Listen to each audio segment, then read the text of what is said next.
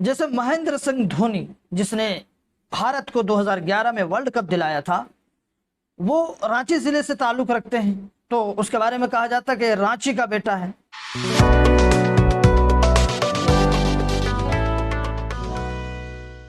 बिस्मिल्लाहिर्रहमानिर्रहीम। दोस्तों, आज हम बात करेंगे भारत माता के बारे में कि भारत माता किसे कहते हैं और भारत माता का मतलब क्या है।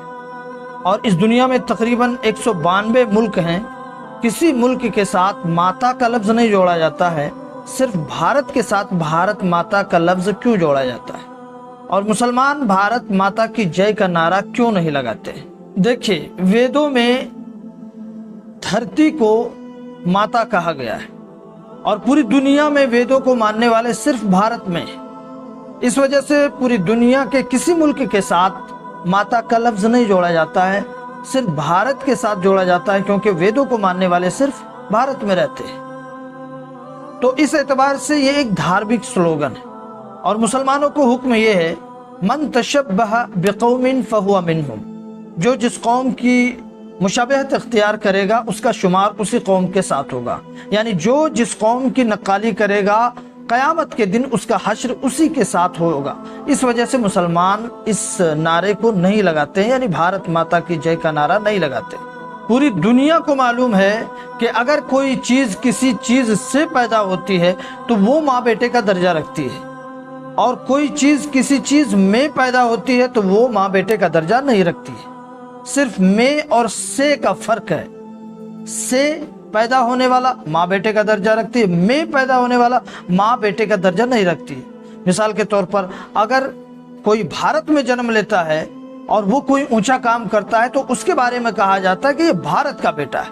इस वजह से भारत को भारत माता कहा जाता है। लेकिन अगर कोई किसी राज्य में जन्म लेता है, मिसाल के तौर पर झारखंड एक राज्य है, और झारखंड में जो जन्म लेता है वो कोई ऊंचा काम करता है तो उसके बारे में लोग कहते हैं कि ये झारखंड का बेटा है।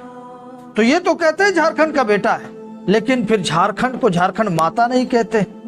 या कोई किसी जिले में पैदा होता है, जैसे महेंद्र सिंह धोनी जिसने भारत को 2011 में वर्ल्ड कप दिलाया था, वो रांची जिले से ताल्लुक रखते हैं, तो उसके बारे में कहा जाता है कि रांची का बेटा है। लेकिन रांची को रांची माता नहीं कहा जाता है। इसी तरह अगर कोई किसी गांव में जन्म लेता है और वो कोई ऊंचा काम करता है तो उसके बारे में कहा जाता है कि ये गांव का बेटा है, लेकिन फिर गांव को गांव माता नहीं कहा जाता है। तो इसकी ढेरों सारे मिसालें मिल जाएंगी कि जो जिस चीज में पैदा हो वो माँ नहीं हो सकती, जो जिस चीज से पैदा हो वो माँ हो सकती है। जैसे फसल में कीड़े लग जाते हैं तो उन कीड़ों के लिए फसल माँ का दर्जा रखती है? नहीं रखती है। उन कीड़ों को मार के भगाया जाता है, क्योंकि वो कीड़े फसल से पैदा नहीं हुए, फसल में पैदा हुए। इंसान के सर में जुएं पैदा हो जाते हैं, तो क्या इंसान इन जुओं के लिए माँ का दर्जा रखती है? नहीं रखती है, बल्कि इन जुओं को खत्म कर दिया जाता है, क्योंकि जुएं इंसान के सर में पैदा हुए, सर से नहीं पैदा हुए। इसी तरह किसी जानवर के जिस्म में कीड़े लग जाते हैं, क्या उन कीड़ों के लिए वो जानवर माँ का दर्जा रखती है? नहीं रखती है। इस वजह से कि जानवर के जिस्म में पैदा हुए हैं, जिस्म से नहीं पैदा हुए।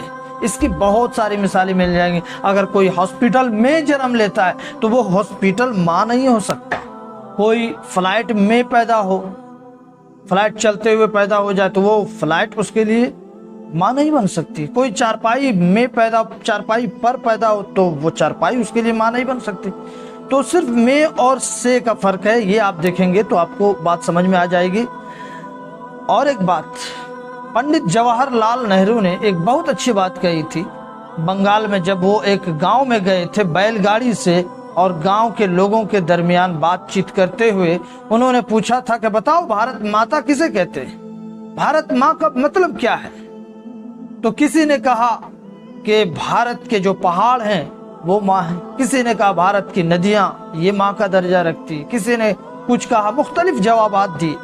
तब पंडित जवाहरलाल नेहरू ने कहा था कि भारत माता का मतलब होता है भारत के लोग। इस मुल्क में जो लोग रहते हैं वो ही भारत माता हैं। اگر لوگوں کی حفاظت ہوتی ہے تو بھارت ماتا کی حفاظت ہوتی ہے، اگر لوگوں کو تکلیف ہوتی ہے، لوگوں کا قتل ہوتا ہے تو بھارت ماں کا قتل ہوتا ہے۔ تو اس اعتبار سے اگر دیکھا جائے تو بھارت کے لوگوں کا جنم بھارت کے لوگوں سے ہی ہوتا ہے، تو یقیناً بھارت کے لوگ بھارت ماں کا درجہ رکھتے ہیں۔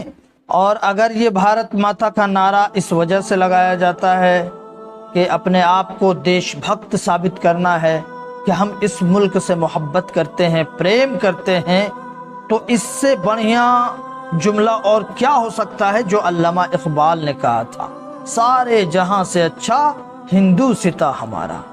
اس سے بہتر جملہ کوئی بھی کہہ کے دکھائے۔ یہ بھارت ماتا سے بہت اونچا جملہ ہے۔ اس کے گہرائی میں آپ جائیں گے تو پتہ چلے گا کہ پوری دنیا میں جتنے ملک ہیں جہاں ہم لوگ گھومنے جاتے ہیں، پیرس، لندن، سوئٹزرلینڈ، بینکاک، اور جتنے بھی ملک ہیں خوبصورت ملک مانے جاتے ہیں، ان تمام ملکوں سے ہمارا ملک اچھا ہے، سارے جہاں سے اچھا ہندو ستا ہمارا، ہم بلبلیں ہیں اس کی، یہ گل ستا ہمارا۔ بھارت ماتا جب انسان کہتا ہے تو اس کے ذہن میں بھارت ماتا کی تصویر ہوتی ہے۔ وارانسی میں ایک مندر میں اس میں باضابطے بھارت ماتا کی تصویر، ایک دیوی کی تصویر بنی ہوئی ہے، تو اس تصویر کی محبت میں لوگ بھارت ماتا کہتے ہیں۔ لہذا تصویر کو مسلمان مانتے ہی نہیں، تصویر کی پوجا نہیں کرتے۔ مسلمان تو صرف ایک اللہ کی عبادت کرتے ہیں، ایک اللہ کی پوجا کرتے ہیں، لہذا وہ بھارت ماتا نہیں کہیں گے، کیونکہ تصویر مسلمانوں کے لیے حرام ہے۔ آخر میں بس میں یہی کہنا چاہوں گا کہ اس ملک سے محبت دکھانے کے لیے یہ نعرہ لگانا کوئی ضروری نہیں ہے۔ اگر کوئی نعرہ لگاتا ہے وہی دیش بھکت ہو، اور جو نعرہ نہیں لگاتا ہے وہ دیش پریمی نہیں ہے، ایسا نہیں ہے، بلکہ ہر شخص اپنے اعتبار سے اس ملک سے محبت کرتا ہے۔ ہر شخص کے سینے میں اس ملک کی محبت جاگزی ہے، اظہار اپنے الگ الگ انداز سے کرتے ہیں۔